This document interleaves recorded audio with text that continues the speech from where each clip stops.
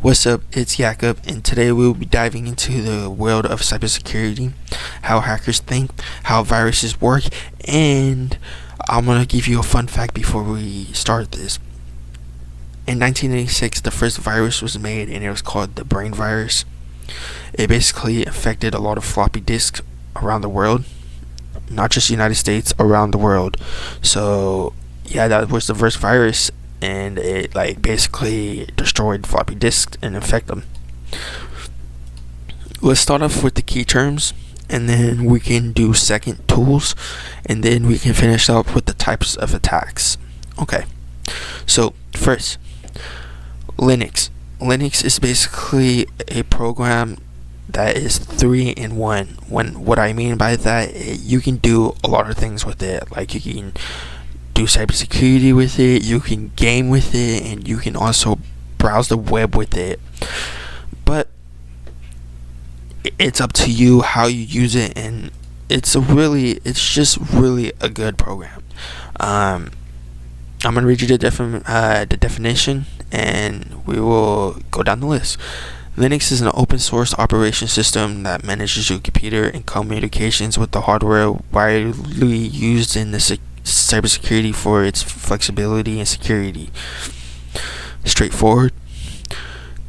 Terminal. A program that allows you to type commands to interact with the operating system. Popular in Linux and Mac OS, which is Apple. It's powerful, customizable, and commonly used in cybersecurity. Basically, you write the codes in, and it basically goes do whatever you tell it, whatever string you put in it, and it gets it done. Command prompt, a window program where you can type simple commands to control the operating system. Basically, it's a place where you put the commands in. Basically, it's straightforward. PowerShell, a more advanced Windows command line tool. It can run commands and automate tasks and manage the system. Use powerful scripts. These three, basically, they're all straightforward. You basically can put code in and stuff like that. And Linux, what makes Linux different between these three is that it can't game, and it can't and I don't think you can browse the web with them. Let's go down to the tools. Nmap. So I don't know if you guys know that I'm going to go to school to become a cybersecurity investigator. Basically, what I do is I tip the authorities off if somebody gets hacked or scammed. Whatever the occurrence would be, I'll be there to help. But the first tool is Nmap, and Nmap is basically a tool that sniffs for open ports. Basically, networks have these ports, and they basically protect the sensitive info that Wi-Fi's or networks hold to keep them safe. And if one is open that is not supposed to be open, then it's not good. A hacker can take advantage of that real fast. But let me get this straight: that ports can't. There are some ports that have to be open. I don't know all of them because there's 1,000. I don't there's 1 to 1,040 ports. I think I could be wrong, but there's 1,000 ports you have to memorize.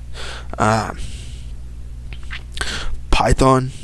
And by the way, folks, I'm still learning this, so I'm not saying I'm a professional, but I'm still learning this.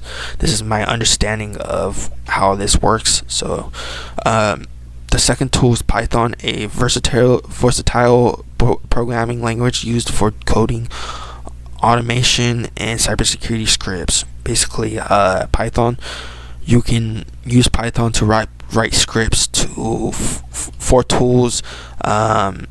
But it's way easier to use pre-made tools. Python is kind of difficult to use. If you don't know what you're doing, then you're gonna have a hard time. But that's why ChatGPT is there. You can always use ChatGPT. It doesn't make you less as a man if you use it, but use it, because sometimes I use ChatGPT. I'm not scared to admit it. I don't know everything. I know some things about it, but yeah. The third tool, Wireshark, a network analyzer that captures and expects data traveling across a network. Basically, I was using Wireshark last night, just for like a test, basically to understand how it works. What I did was, it was basically simple. I basically went to my Xbox and I grabbed my IPv4, something like that, and I typed it in, and Wireshark went to go find the packages that was on it. Basically, Wireshark is a package sniffer. Basically, it will tell you what devices is on the network. Wireshark is one of those tools that it is kind of, you have to be advanced to use it. Metasploit. I was kind of iffy on putting Metasploit on tools, because sometimes I feel like Metasploit is a type of attack, but Metasploit can be used as a tool, and I know this because they use Metasploit to see where the vulnerabilities and the weak spots are on the network. But Metasploit is one of those tools that, if you're in the cybersecurity space and you use Metasploit, a lot of people think that you're hacking, or you're about to hack, or you have a intent to hack, but it's not always like that. You can use it to help defend your Wi-Fi, but let's be honest, in the big year 2026, a lot of people have bad intent. So let's just be honest. Let's be honest, folks. Let's be honest. If we're not honest, then we're not right. So, Kali Linux. This is basically the Hacker OS. Again, this is one of the edgiest tools to use on cybersecurity, because Kali Linux is basically a program that helps you get like hacker tools. This is a hacker's hangout spot right here. But it's not just that. You can use Kali Linux, I think, to build like fake IPs to like test them, so you don't have to break into other people's IPs or break into other people's networks or whatever the case will be. Kali Linux, it's like basically like a sandbox. It's like a sandbox for tools. Either good or bad, depends on you, the person. So basically, Hacker OS. John the Ripper. Oh my god. John the Ripper is... I like John the Ripper because it's a tool that you can use to crack passwords.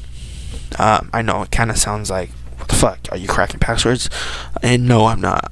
Let's say if you forgot a password for your account, or let's say you forgot a password on your phone, or let's say you need to help your friend crack your password on his phone because he forgot it, you can use John the Ripper. John the Ripper is kind of, it's kind of advanced. You need to know what you need to do on that. If you don't, you would get lost real fast.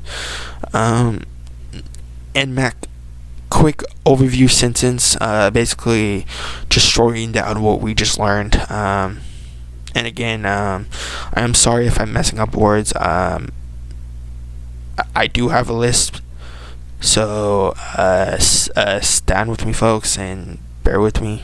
But I think I can pronounce a lot of these words. But anyways, quick overview sentence. Nmap scans networks. Python is used for coding scripts. Wireshark inspects network traffic.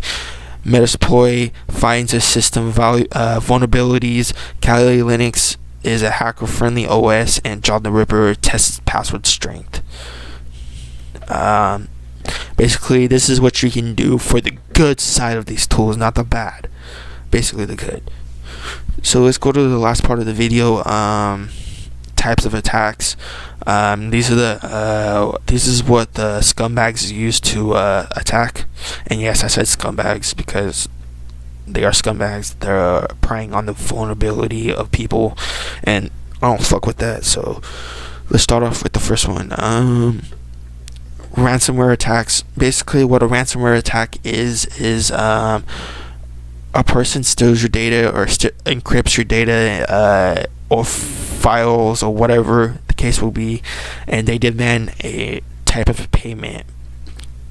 Kind of mostly cryptocurrency, because cryptocurrency is kind of hard to track these days.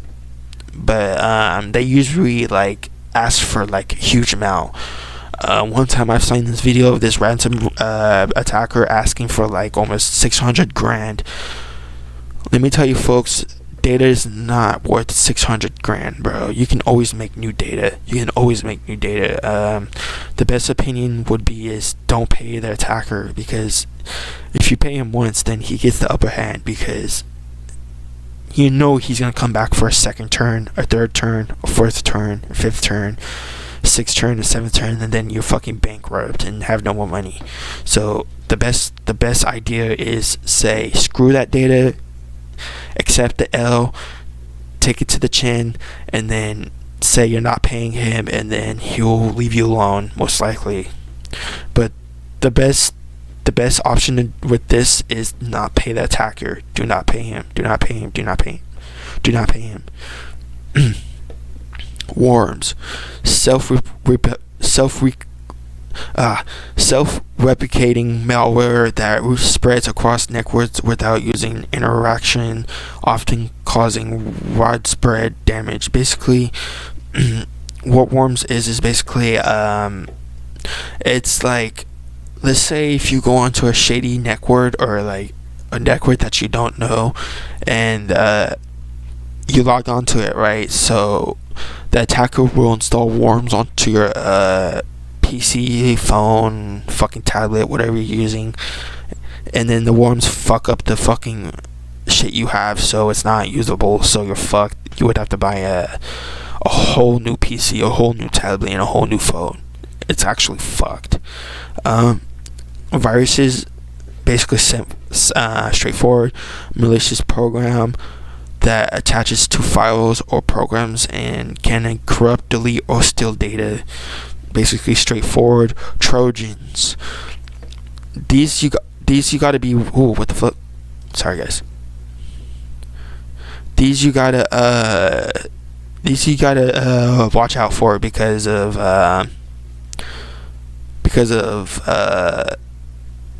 where is it? Trojan, you gotta watch out for, because it's a malware disguised as legitimate software that gives attackers access to your system once installed. Basically, let's say if it's a shady program or a shady app, if you download it once, cooked. Spyware. Software that secretly monitors your activity, often steals password, bank info, or personal data. This right here, key lockers, and yeah. So basically, I'm gonna get these two out of the way in the same group. The spyware and the keyloggers, these basically are like scammers. These basically steal your data once you go onto it. Beware, be careful, because these will steal your info without you even noticing. These are like scammers. Adware. Malware that delivers unwanted ads and can sometimes redirect to malicious websites. Basically, you click an ad and it's a bad ad, or maybe it's a shady ad, and it takes you to like a bad website. And let me add to these. If you don't know what a scammer is a thing that can be placed into a gas pump, or maybe a credit card swiper, or maybe a debit card swiper, and it shares your information. It's kind of out there, so you can just look up scammers and it'll pop up. These will land you into like federal prison, so I don't suggest you guys do that, by the way. Don't do. Like, out of all this, don't do these two, bro. we went out where phishing attacks is basically emails, messages, or website designed to trick users into revealing credentials or installing malware. Basically, you know what a phishing attack is. I don't have to explain a phishing attack.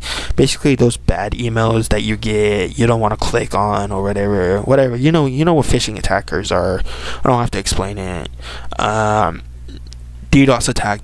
This is one of the most interesting attacks. I think is more kind of interesting is because this attack, it doesn't permanently do it, but it kind of like temporarily fucks with your Wi-Fi and network, so you can't use it or make it like laggy.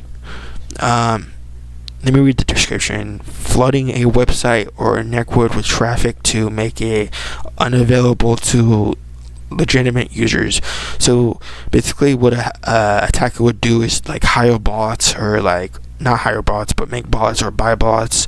I don't know how to make bots. That's out of my league. And yeah, basically DDoS is like, there's many ways you can DDoS by bots, by asking so many requests. Just depends, but in general, it's illegal and it'll land you in jail, so don't do it. Man-in-the-middle attack, MITM, is basically, it's an advanced attack, and like I don't know, for me, I don't see a lot of people using it, but it does exist. So basically what an MITM is, basically intercepting communication between two parties to steal or alter data. Basically it's straightforward. Basically computers communicate, and attacker can place them in the middle and steal that data and alter it or whatever they want to do with it. Rootkits is software that hides in the system to give attackers persistent access without detection. Sorry. Basically what it does is basically it's like an evil VPN, so you don't get caught on the person's computer. Basically, it hides your movement when you're on the computer. Botnets is basically what I said. It's networks of infected devices controlled by attackers, often used for DDoS attacks or sending spam. You know how you get those spam emails? Those are bots. Exploit kits. Prepackaged malware that targets software vulnerabilities to automatically infect systems. Basically, these are like prepaid made tools. You don't have to make them with Python. You don't have to fucking do all that shit. You can just go download it and fucking attack, which is kind of like risky to the attacker too, because the opposing attacker code could be affected itself, so the person that's trying to attack actually gets attacked, which is crazy, and karma for your bitch ass. So if you guys did like the video, please hit that thumbs up button and hit that sub button, and please folks, be the better person, be a good person, and don't fucking use these, don't abuse these. You wouldn't want to be hacked, so expect the same out of people. This is your boy. Peace.